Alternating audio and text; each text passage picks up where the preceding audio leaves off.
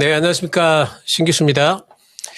자, 오늘 명인대 수요일 복귀, 시작하도록 하겠습니다. 자, 오늘 시장, 사실 좀, 변동성이 좀 컸으면 컸다, 이렇게 얘기를 할 수가 있죠. 코스닥은 물론 이제 상승 마감했고, 코스피는 하락 마감을 했는데, 애매하게 토론회도 좀 걸려 있고, 또 오늘 밤엔 또 CPI 발표도 있고 하면서, 어제 미국 시장 같은 경우에는 좀, 오른 것 같은데 우리 시장은 아침부터 음봉을 내더니 오후엔 또 낙폭을 키웠다가 또 아래꼬리를 달고 마감을 했습니다.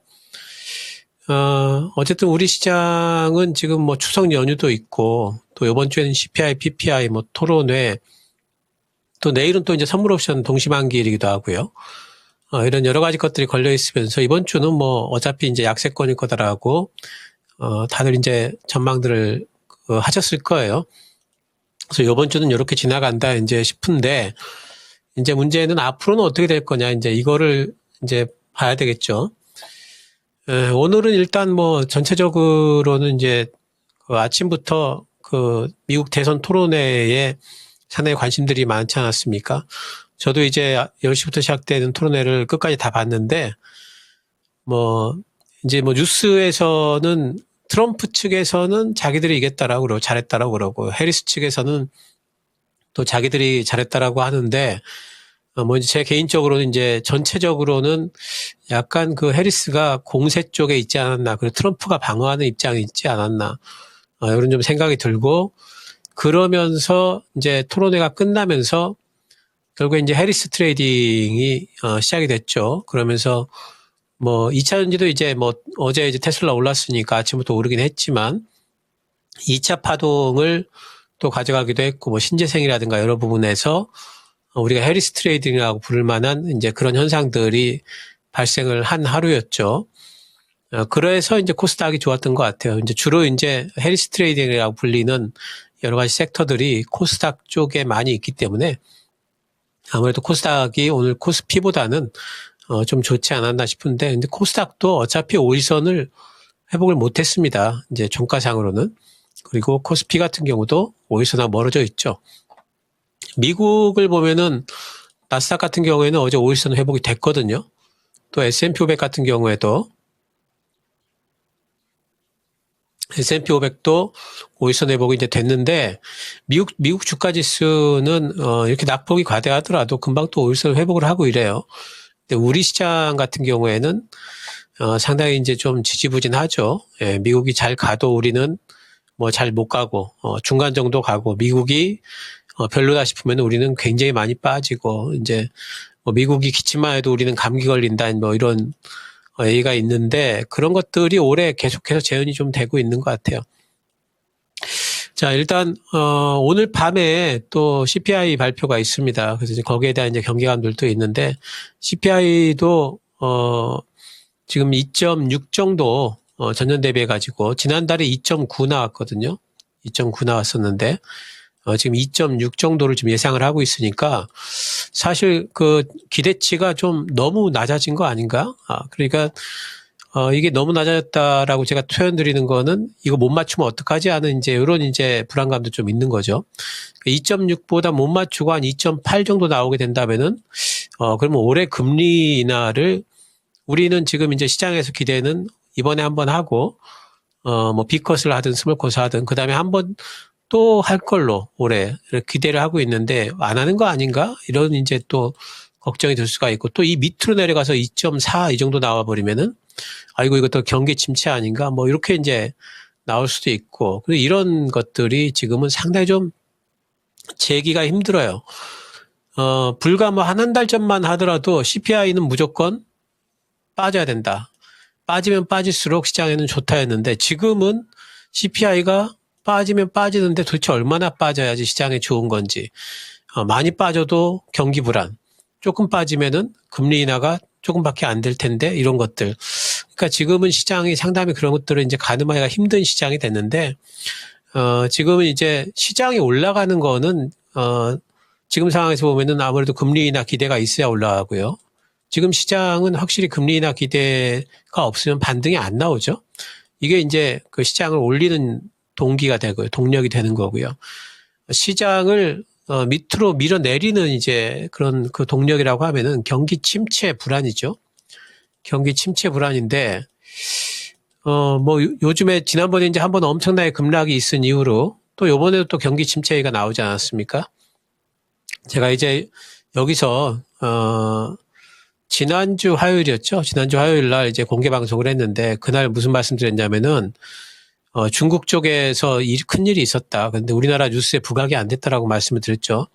중국 쪽의 10년물 국채가 장중에 거래가 정지되는 사태가 발생을 했어요. 왜냐하면은 굉장히 급락을 했습니다. 10% 정도 급락을 했어요. 그러니까 국채가 급락했다라는 소리는 그 얘기는 이제 중국의 경기에 대해 가지고 엄청나게 나쁘게 보는 외국인들이 국채 다 팔고 나갔다는 소리죠. 그러니까 이게 중국 경기 침체와 관련된 불안감이 확 살아났다. 그리고 그 다음 날 바로 이제 빠졌는데 제가 그날 이제 계속 그런 말씀을 드렸어요. 지금은 종목이 중요한 게 아니라 시장인데 시장을 방어적으로 봐야 된다. 지금 시장에 강할 이유가 없다. 이렇게 이제 계속 말씀 좀 드렸었죠. 그리고 나서 계속 빠졌죠. 그때 드렸던 말씀을 다시 한번 좀 복기를 해드리면은 금리 인하 기대가 있으면 올라가고 경기 침체 불안이 있으면 내려가는데요. 그러니까 이 두 가지가 지금은 동시에 존재를 하죠. 그러니까 금리 인하 기대는 근데 많이 시장에 반영이 됐단 말이죠. 예. 그리고 이번에 FOMC 때 만약 금리 인하를 하게 된다면 어떻게 될까? 그러면은 금리 인하 기대가 이제는 재료 노출성으로 되면서 더 내려갈 것인가? 아니면은 11월, 12월 달에 또 추가 금리 인하 기대가 있기 때문에 올라갈 것인가? 이런 것들을 생각해야 되겠죠.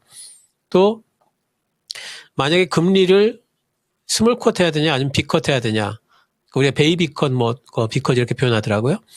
근데 만약에 빅컷을 하게 되면 그러니까 마이너스 0.5% 금리 인하를 하게 되면은 이거는 어떤 일이 생길까 생각을 해보면은 이거는 결국 연준에서 경기 침체에 대한 부분을 인정을 하게 되는 거죠. 경기 침체를 인정을 하게 되는 겁니다. 그리고 그 다음에 또 뭐가 있느냐 하면은 0.5% 이번에 인하를 했는데 11월, 12월 달에 또 인하를 할까?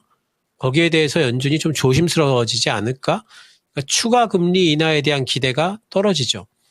그래서 오히려 B컷을 하게 되면은 그러면은 잠깐은 시장이 박수치면서 올라갈 수 있을지 몰라도 경기 침체액이 또 나오면서 또 밑으로 빠질 수가 있어요.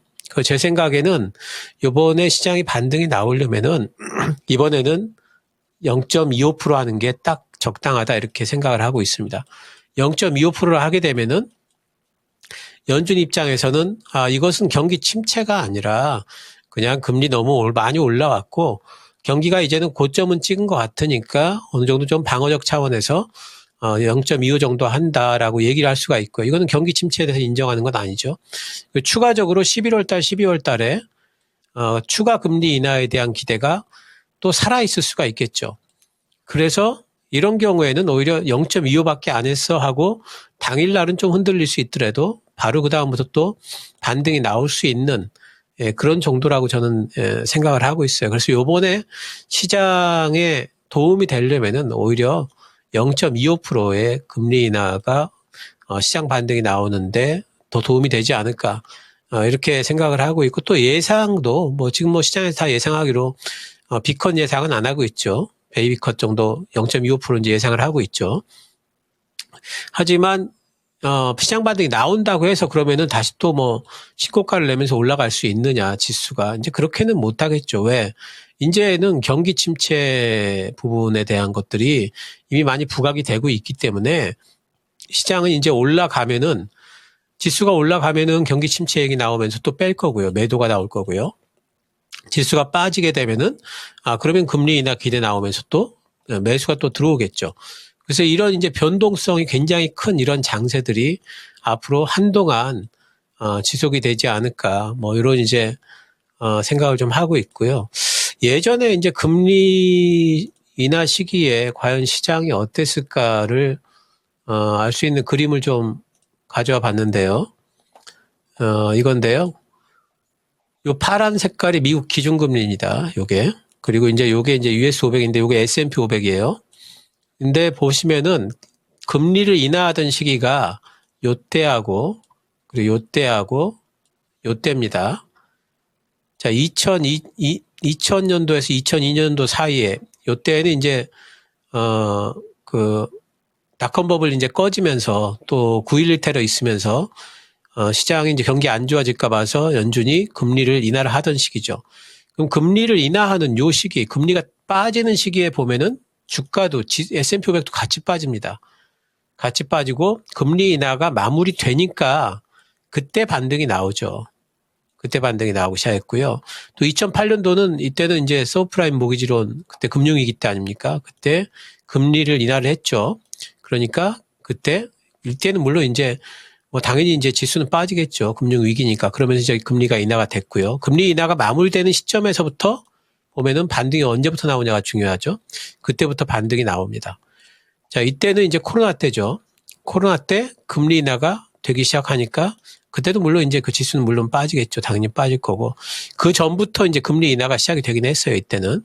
근데 이제 그 지수는 그때 빠졌고 금리 인하가 마무리되는 시점부터 지수 반등이 나오기 시작합니다. 이때부터. 그러니까 결국에는 전체적으로 지금까지의 경험을 살펴보면은 금리가 인하되는 그 과정 중에는 지수가 항시 안 좋았다. 지수가 항시 안 좋았다라는 걸 우리가 알 수 있고요. 그리고 오히려 금리 인하가 마무리됐을 때 그 제로 금리라고 표현되는 그 시기가 쭉 되는 동안에 지수가 반등들이 나왔다. 이걸 우리가 알 수가 있죠. 그래서 이제는 금리 인하가 이제 만약에 이번 FOMC 때 금리 인하가 된다면 거의 될 걸로 보지만 그러면은 이제는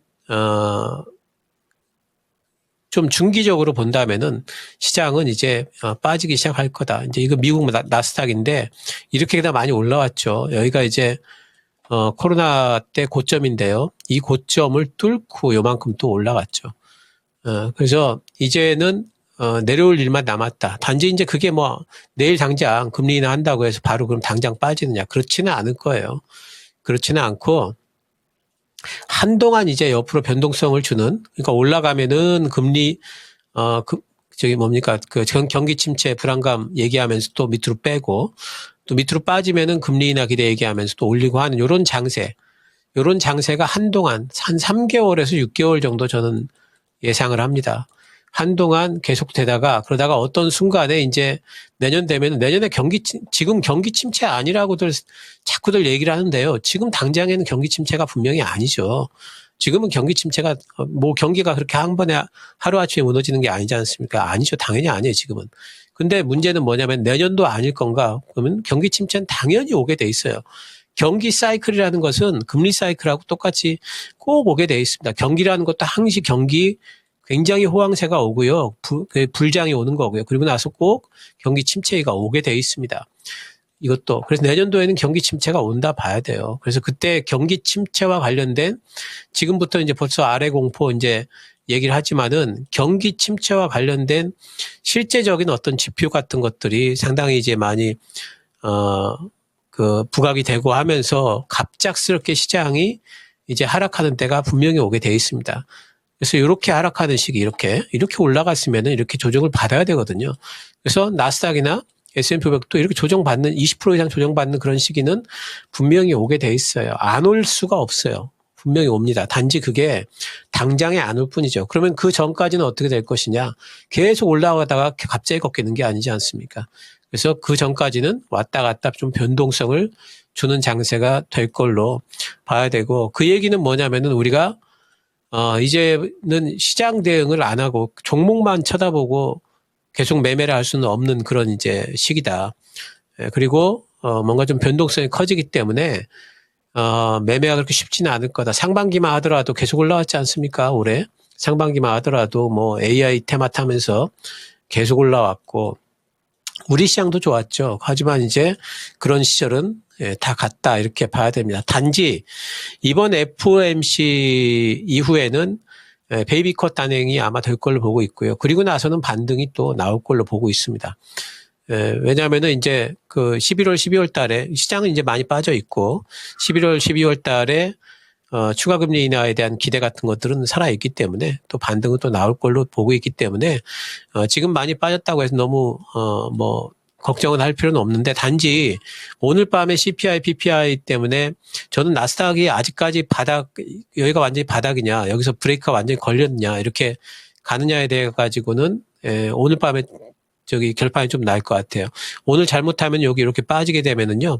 그럼 여기 요 파란색 선이 200일선입니다. 지난번에도 200일선 반등이 나왔거든요. 그래서 200일선까지 어쩌면은 빠질 수는 있다. 하지만 여기까지 빠지면 분명히 또 반등은 나온다. 이렇게 봐도 좋을 것 같습니다. 그래서 어쨌든 이제 시장 전반적으로 중기적으로 이제는 변동성이 큰 쪽으로 접어들었다 하는 부분을 우리가 봐야 되겠고, 이제는 너무 긴 호흡보다는 좀 짧은 호흡 이런 것들이 좀 중요하지 않을까 보이고요. 오늘장 특징주들 잠깐 좀 보면은요. 오늘 특징주 중에 2차전지가 오늘 상당히 좀 좋았죠. 뭐 LG화학 같은 경우에도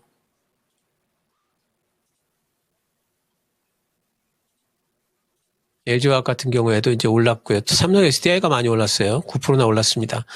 그리고 이제 소재주들 중에도 LNF, 뭐 에코프로 BM, 에코프로 다 올랐고요. 또 포스코 그룹도 올랐죠. 다 올랐습니다. 그러니까 2차전지주들은 아침부터 이제 반등이 나오기 시작했는데 테슬라 때문에. 근데 이제 해리스가 약간 득세한 듯 싶으니까 그런 이제 틈을 타서 더 많이 올라온 것 같아요. 그리고 2차전지 관련주들에 대해서는 제가 지금 올라가는 거는 실적 때문에 올라가는 게 아니라고 그랬죠. 단지 이제 바닥에 대한 인식. 지금 이제 실적도 이제 바닥은 찍었지 않느냐. 전기차 실적은 그런 데 대한 인식. 두 번째 수급. 이 수급이라는 게 중요하다고 그랬죠. 그러니까 2차 전지가 안 올라가면 그 코스닥 지수가 안 올라가요. 그렇기 때문에 이 수급이라는 게 굉장히 중요하다. 그래서 코스닥 지수 올리려면 전기차 올라가야 된다. 이렇게 말씀드렸지 않습니까? 그래서 코스닥 지수가 반등이 나오는 시기에는 2차 전지주들이 올라갈 텐데, 단지 이거는 이제 우리가 기억을 해야 되는 게 뭐냐면은, 코스닥 지수가 요만큼 올라갈 때 2차 전지주들은 요만큼 올라갈 거예요. 반면에 코스닥 지수가 요만큼 빠질 때 2차 전지들도 요만큼 빠질 겁니다. 그래서 코스닥에 동행하되 코스닥보다 변동성이 크게 움직인다는 거. 요번에도 코스닥 지수 살짝 빠지니까 2차 전지주들은 또 엄청나게 빠지지 않습니까? 그런 일들은 하반기 때 계속 일어날 거다 하는 것들을 우리가 봐야 되겠고, 그래서 2차 전지에 투자를 하시려면 여러분들이 지수 상황을 살피셔야 돼요. 지수가 어떻게 될지를 살펴야만 2차 전지 투자가 가능하다 보이죠. 그래서 2차 전지 주들은 어쨌든 그 하반기 때는 그 지수 반등이 변동성은 있겠지만 나올 걸로 보기 때문에 또 이 구간에서는 2차 전지 반등도 나올 걸로 봅니다. 두 번째 이제 신재생하고 뭐 전선 쪽이 움직였는데, 이쪽에는 그 CS 윈드 같은 경우는 뭐 11%나 올라갔고, CS 베어링은 19% 올랐네요. 뭐 하나솔루션도 7%, 뭐 대명에너지도 18% 이렇게 올랐는데, 이런 것들은 이제 해리스 트레이딩이죠. 아무래도 해리스 트레이딩의 제일 중심에는 신재생이 있을 거고, 또 신재생 풍력 또 태양광 이런 이제 시설들을 만든다면은 전선 쪽 시설을 안 할 수가 없거든요. 그래서 HD, 현대 일렉트릭, 뭐 금양 그린파워처럼 작은 종목들이 또 이제 낙폭은 또 그러니까 그 반등폭은 또 크게 움직였고, 효성중공업, 뭐 재룡전기 이런 종목도 또 움직였습니다. 해리스 트레이딩이라고 하는 거는 말 그 자체가 일단 트레이딩 아닙니까? 그래서 풍력이나 이런 쪽들은 있죠. 트레이딩을 하십시오. 지금 잡아가지고 엄청나게 좀 뭐 장기적으로 중기적으로 끌고 와야지 이런 생각하지 마시고요. 지금 구간에서는 해리스 트레이딩, 뭐 트럼프 트레이딩 이런 종목들은 그야말로 트레이딩을 하셔야 됩니다. 그래서 내일쯤 해가지고 CS 윈드나 풍력 쪽 이런 쪽도 많이 올라왔으니까 오늘 이제 사신 분들 같은 경우에는 수익 실현을 좀 하시는 게 좋겠죠. 트레이딩 형태로만 접근을 하시는 게 좋겠고, 오늘 특징적인 게 이제 유리기판 쪽이 움직였습니다. 필옵틱스가 18% 움직였고, YC캠이 21% 움직였고, 뭐 JNTC도 14% 움직이고, SKC도 유리기판에 엮여 있는데 11% 정도가 움직였습니다. 보니까 왜 반도체 다른 쪽들은 다 안 좋았는데 유리기판만 좋지? 필옵틱스 같은 경우에는 수주 공시가 나왔고요. YC캠 같은 경우에는 지금 이제 퀄 테스트를 통과를 했다라는 이제 소식이 나와 있습니다. 그래서 이 두 종목이 좋은 소식들이 나오는 바람에 그 이외에 다른 종목들도 같이 올라온 것 같아요. 어쨌든 유리기판 쪽은 뭐 이제 삼성전자 쪽에서도 이제 키우는 부분들이니까 괜찮긴 하지만 이쪽도 트레이딩 하셔야 됩니다. 이제 뭐 쭉쭉 올라가겠지 이런 거 아니죠. 실적이 좀 나와줘야 됩니다. 지금은 실적이 나오는 구간은 아니에요. 그래서 이렇게 올라오게 된다면은 단기적으로 매물을 맞게 되어 있습니다. 그래서 올라오는 구간에서는 비중을 오히려 축소해 주시는 게 좋다. 그다음 내일쯤 해가지고는 조금씩 비중을 좀 줄여나가면서 어디가 또 그 상토인지 모르죠. 고점이 어딘지. 그러니까 조금씩 비중을 좀 분할 매도, 강조 분 아닙니까? 분할 매도 해 주시는 게 좋겠다. 좀 말씀 좀 드리고요. 반도체에서 정말 삼성전자 정말 예. 정말 이렇게까지 빠질 수가 없죠, 지금.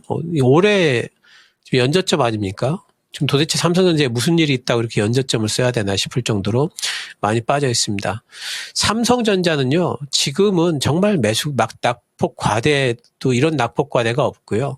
지금 매수를 해야 됩니다, 지금. 예. 여기서 이런 구간에서 매수를 안 한다면은 만약에 내가 삼성전자에 대한 투자자라면 지금 매수를 해야지 삼성전자를 계속 보고 있었는데 지금은 겁나서 못 사겠는데 이러면은 어디 살 데가 없어요. 삼성전자는 지금 매수를 해야 되고 삼성전자와 관련해 가지고는 제가 몇 번 말씀드렸습니다마는 블랙웰에 납품하는 거 이게 콜 테스트 통과된다는 소식이 나오면은 제대로 된 반등이 나오기 시작할 겁니다. 지금은 삼성전자를 바라보는 그 초점 자체가 온통 여기 블랙웰에 납품하느냐 마느냐에 지금 다 쏠려 있기 때문에 그거에 의해 가지고 삼성전자 주가가 지금 이제 내려오고 거기다 플러스해서 매도 3분기 때 이제 실적 안 좋다는 리포트까지 나오면서 같이 빠진 건데 3분기 실적이 안 나와도 지금 주가는 그보다 훨씬 더 많이 빠져 있죠.